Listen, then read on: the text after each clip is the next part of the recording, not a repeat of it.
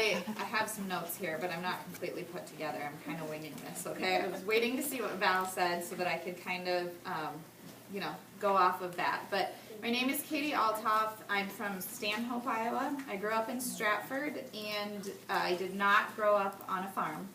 And when I married my husband, I didn't think that we'd ever be farming either. But now we have a turkey farm where we raise between 100 and 120,000 turkeys annually. At any one time, we have between 40 and 60,000 turkeys on our farm. So it's pretty big. And I decided to start blogging about 3 years ago, just because people were interested in the farm.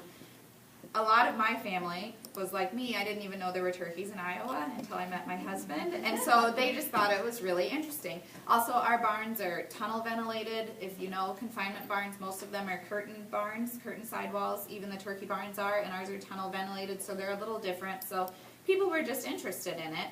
So I decided to start blogging, and I've learned a lot along the way that I kind of want to share with you guys too. It's a little bit different than Val's. She gave you kind of the rundown of some of the kind of technical things, which I am a blogger, by the way. I use Blogger, not WordPress, so I like it. But I just want to talk a little bit about connecting with an audience that's outside of agriculture, if that's your goal. Some of you may have agriculture blogs, and your audience is within agriculture, and so that's a little bit different. But my goal is to really share my story of agriculture, tell what our farm is like, show people that even though we have confinement barns, we're taking great care of our animals, that there are reasons that our animals are inside, show them that really that farmers are not the bad guy, that we're good guys, I think. So my target audience is outside of agriculture, and the way that I've been able to reach them is by kind of diversifying my blog a little bit. If you only blog or write, and this probably goes for Facebook and Twitter and all the social media stuff, if you only focus on agriculture, guess who's going to read that or follow you?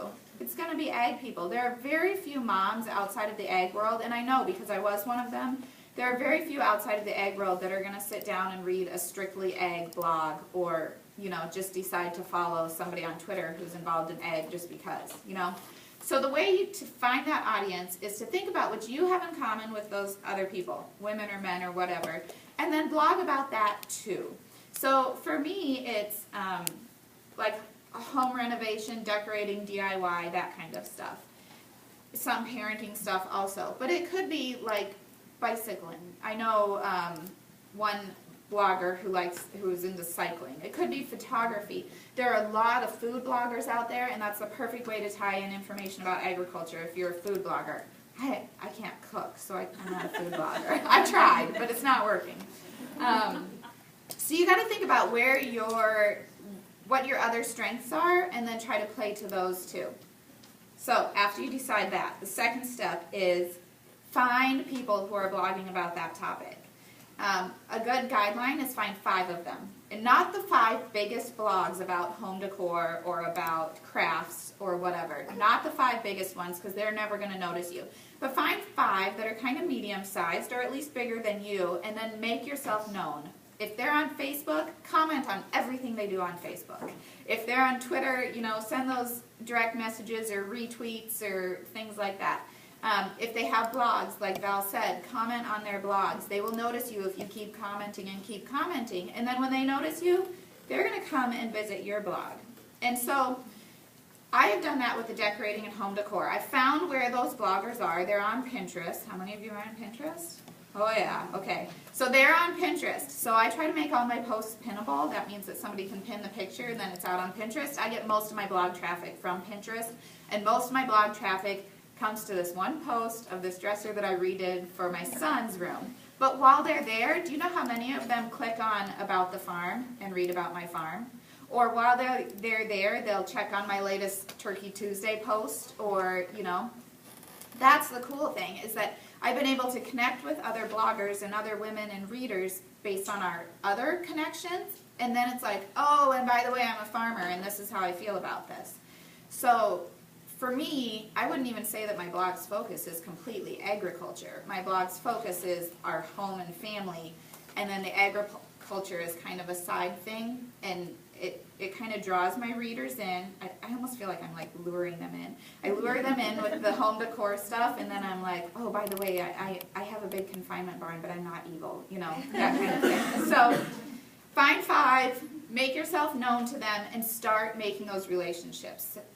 You know, you'll start sending emails back and forth and things like that.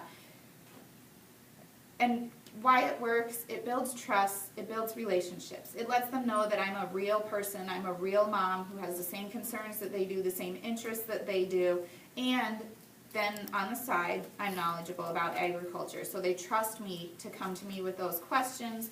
They trust the information that I'm giving them. I do use third-party credible sources like Best Food Facts and things like that, you know. I will draw from those things. I did a post on antibiotic use in our animals, and I talked to our local vet and that kind of thing. So I do use those other credible sources, but still they know that I'm a mom just like them. They can trust me. Let me see if I hit everything that I wanted to say so far. One note on language, because I'm not from a farming background.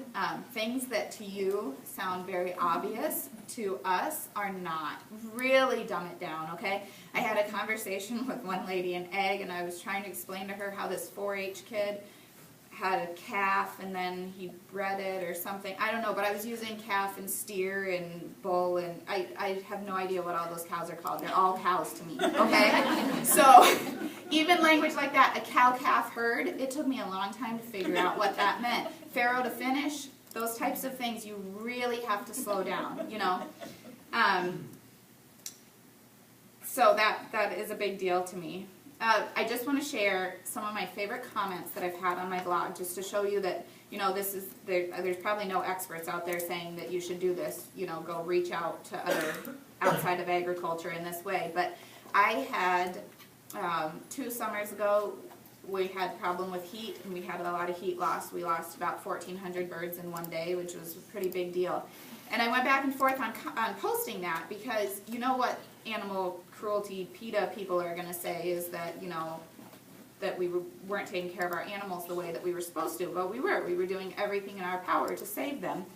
So I ended up posting it, and I wrote about how my husband was just so devastated. You know, these birds were almost market weight, which was part of the reason that we lost so many, and that he worked so hard to take care of them. He checked on them every half an hour all day long, and then it just got too hot, and they started dying.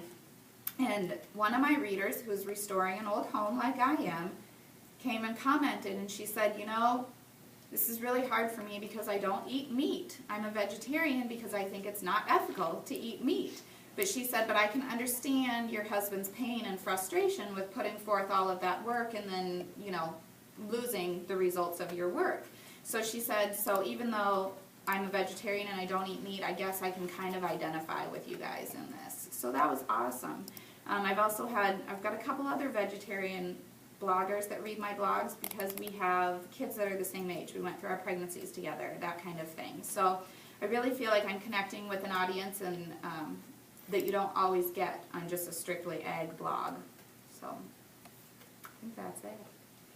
Okay.